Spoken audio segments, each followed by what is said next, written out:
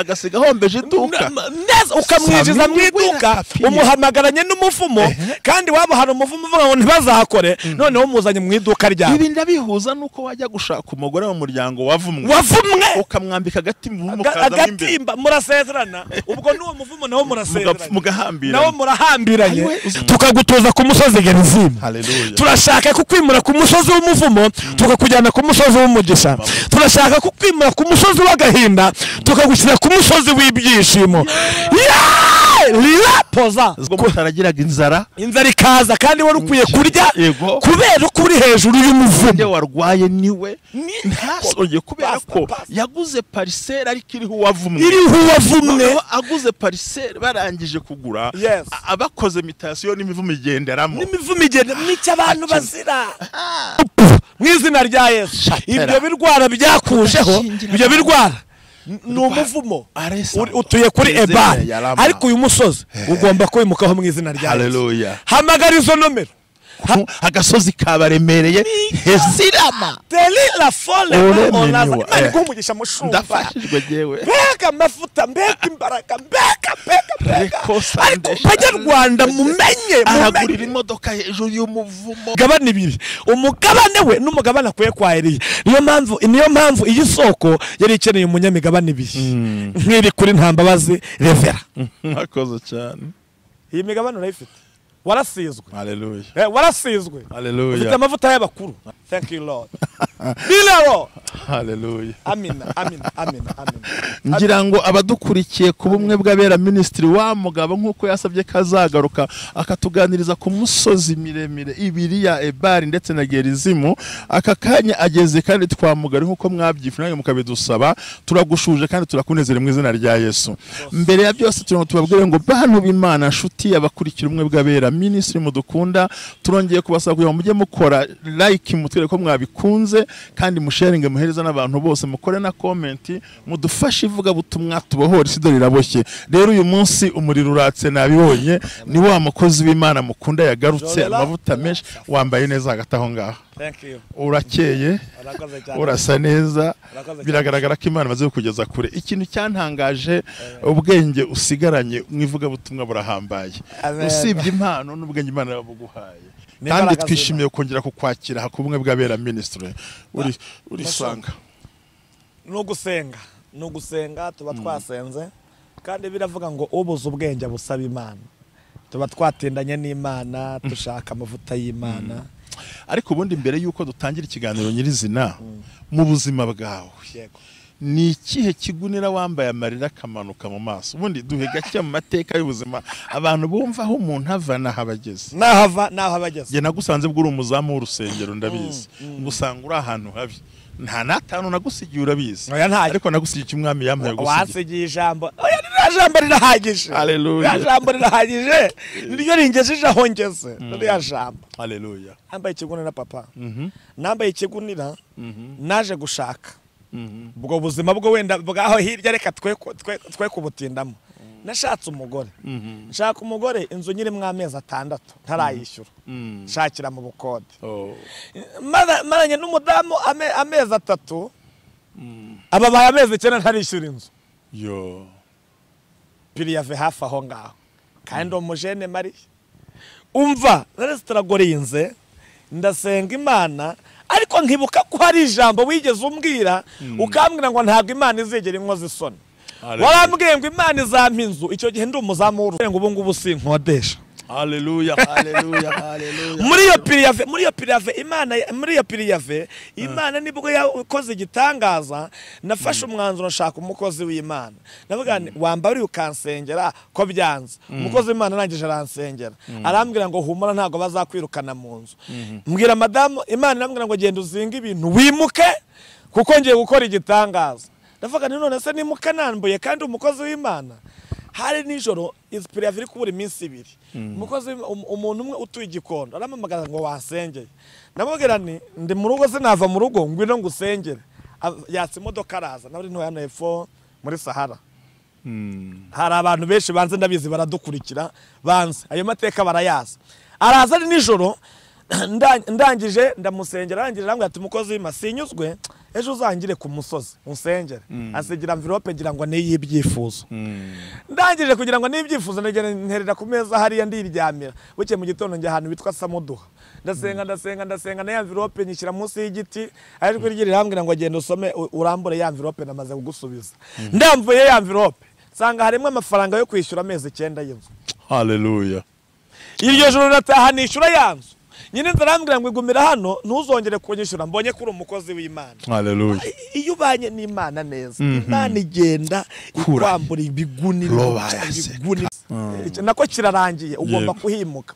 Umukozi w'Imana umwe arambwira ngo wakwimuka ndavuga nti nakwimuka zinga ibintu ndavuga nti n'ubundi bintu nabizinze maze imyaka 6 ntazi gukodesha uko bimera kuva icyo gihe. Nkomeje suza no mugahenerezo naho biti Nyanza umanutse uvuye kuri gereza ujya ku Gikongo ndabashubuje cyane nsuje naho mugasasa ngutiya mu cyumbati ndabashubuje bari bahumugisha. Reka nsuhuza abababaye nabishimye suza ari mu bitaro twongeye dusuze n'ababyeyi bari kunda bitegura kubyara twihanganisha abababaye twishimane n'abandi. Hari n'ahandi biti kiramuruzi n'ikiziguro hazi kiramuruzi n'ikinamuhangari ahiryo ngiyo umutara honga Imana rero guhumukira mukozi twishimiye kwakira shuti y'Imana mushinze mushimiye Imana Bosco rero turagukunda turakunezerewe ubushize habura gato. Haleluya. Zankwita habura gato gusa Imana yakurokoye irangije gukura mu muhanda kura muri mayibobo uri papa w'abana harya abantu ubwo uwa mbere yitwa nde? Wa mbere yitwa Atete Debora Kuradusenga. Atete Debora Kuradusenga. Wa kabiri asana cyane asana. Haleluya. Ni mwiza afite amavuta ni n'umuhanuzi ajya mpanurira mu gitondo kaje mbere yuko ngenda. Wa kabiri yitwa habirakomeye rero bavandimwe mutagira ngo ni komedi turi gukina ahubwo turashaka kwerekana ko Imana ntahitavana umuntu ariko ntahitana murekera burya ntahitana murekera yabishatse. Hanyuma rero tugende rero waruvuze ijambo gerizima dushigaje iminota mike cyane ariko ndigufashwa cyane bitonde kuko ibiri imbere nta kwambuka Yorodani ab'imiryango ya Simiyoni na Lewi na Yuda na Isakari Yozefu na Benjamini aribo bazahagarara ku musozi wa Gerizimu kandi abaribo bazahagarikwa ku musozi wa Ebali no kuvuga umuvumo ay'imiryango wa Robeni, Gadi, Ashera na Zabuloni na Dani na Nafutali.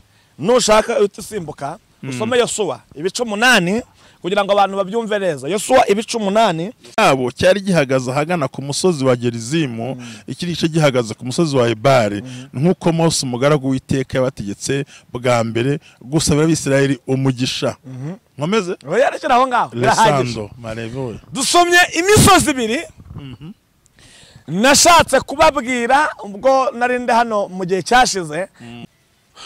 Dok ugendera hejuru y'umuvumo iyo uri kubikorera ku muvumo ntibikunda birapfa birangirika.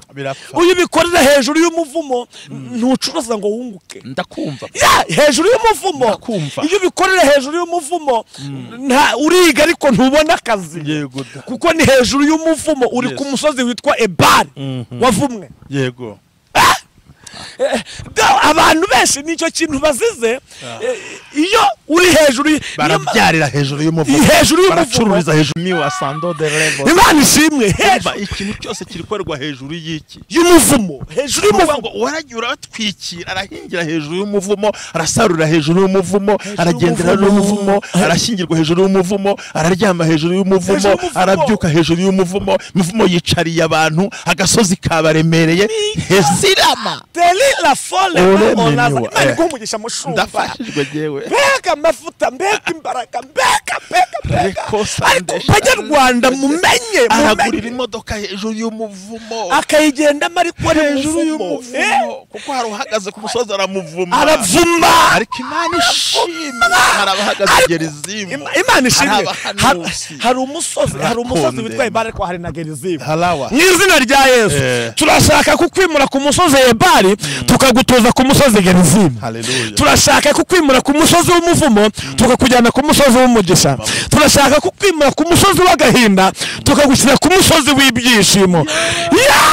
rira poza zerazimo turashaka kukwimura kuri uwo musozi tukagutuza ku wundi musozi yari w'ibeteri yabigendeyemo yubakiye ku ijambo ryavuzwe ry'umuvumo.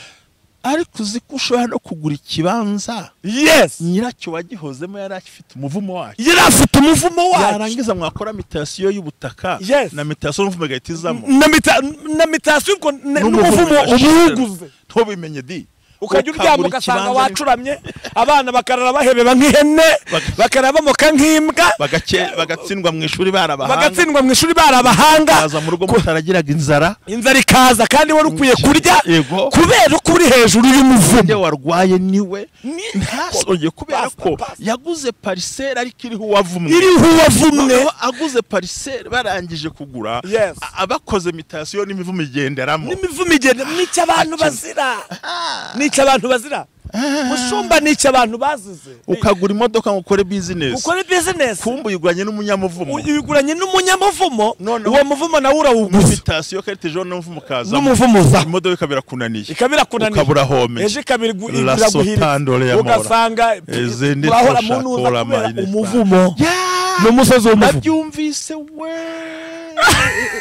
uzi kuha n'akazi umukozi wavumwe agasiga ahombeje iduka neza ukamwinjiza mu iduka umuhamagaranye n'umuvumo kandi waba hari umuvumo uvuga ngo ntibazahakore noneho umuzanye mu iduka ryawe. ibi ndabihuza nuko wajya gushaka umugore mu muryango wavumwe ukamwambika agatimba murasezerana ubwo n'uwo muvumo nawo murasezerana mugahambira nawo murahambiranye nicyo abantu barimo barazira. umusore nawe ufite umuvumo akabwira ati ndagukunda hakwambika impeta kwambitse n'umuvumo nawe ari munsi wa none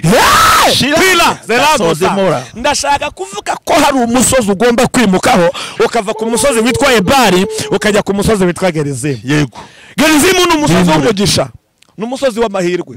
ibintu bibera ku musozi witwa Ebali ni ibyo ngibyo, ni imivumo, ni agahinda, ni ukurira, ni ukuboroga, ni ubushomeri, ni uburwayi, ni ibintu mu izina rya Yesu. ibyo birwara byakujeho, ibyo birwara ni umuvumo utuye kuri Ebali. ariko uyu musozi ugomba kwimukaho mu izina rya Yesu. hamagara izo nomero uhure n'abakozi b'Imana uze tugufashe, uze tukubwire aho byapfiriye. byose bifite isoko, gupfa kwabyo byavuye ku isoko, bifite isoko, bifite aho bituruka, bifite aho biva. ibyo bintu ubona byose hari ikibyihishe inyuma. nka rya jambo tugiye kuzigishaho, rya jambo tuzarivugaho reka nakubitira. hari ikibyihishe inyuma, hari isoko. hari ijambo ry'icyongereza, hari akajambo k'icyongereza kavuga ngo each heart has own bitterness. Hallelujah.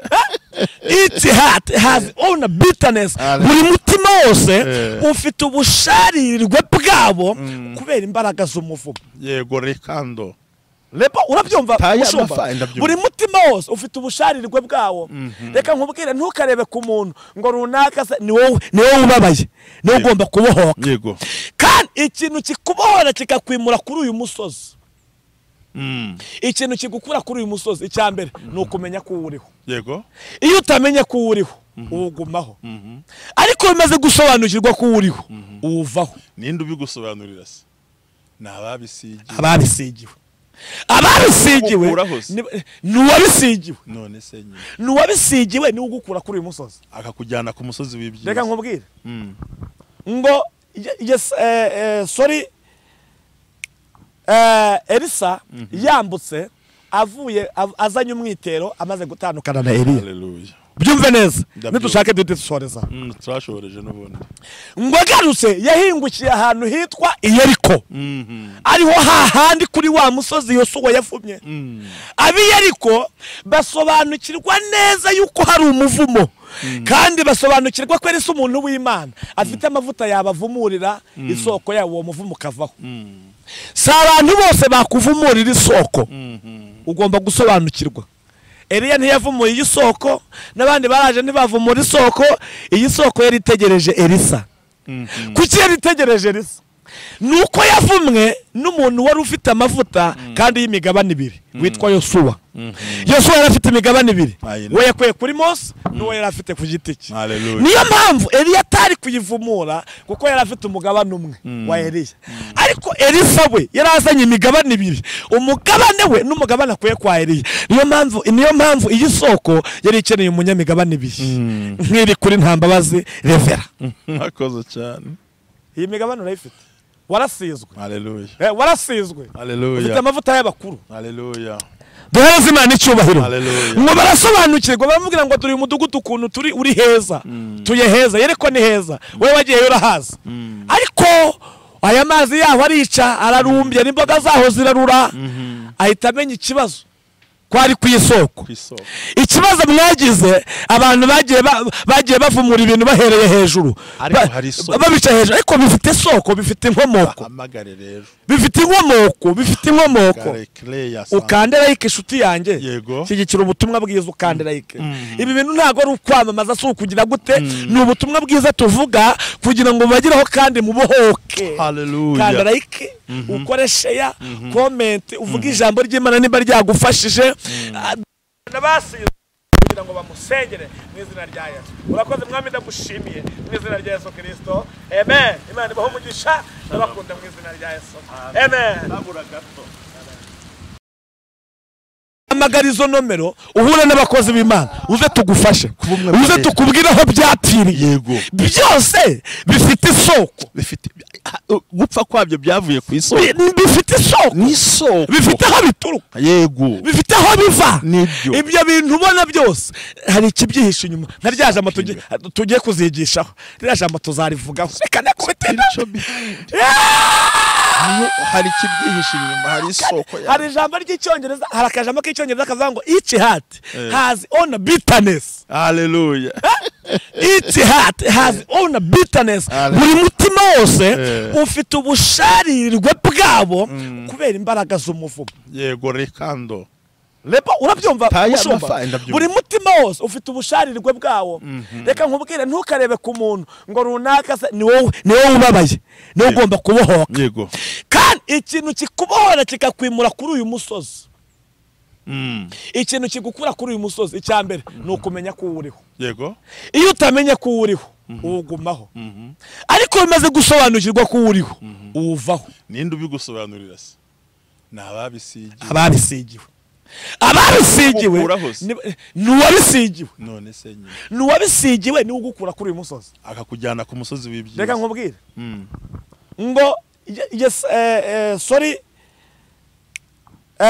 Elisa yambutse avuye azanye umwitero amaze gutandukana na Eliya. Haleluya. Byumve neza, nidushake dusoreza. Turashoboreje n'ubundi. Ngo agarutse yahingukiye ahantu hitwa Yeriko. Ariho hahandi kuri wa musozi Yosuwa yavumye. Abi Yeriko basobanukirwa neza yuko hari umuvumo, kandi basobanukirwa ko Elisa umuntu w'Imana afite amavuta yabavumurira isoko yawo, uwo muvumo kavaho. Si abantu bose bakuvumurira isoko, ugomba gusobanukirwa.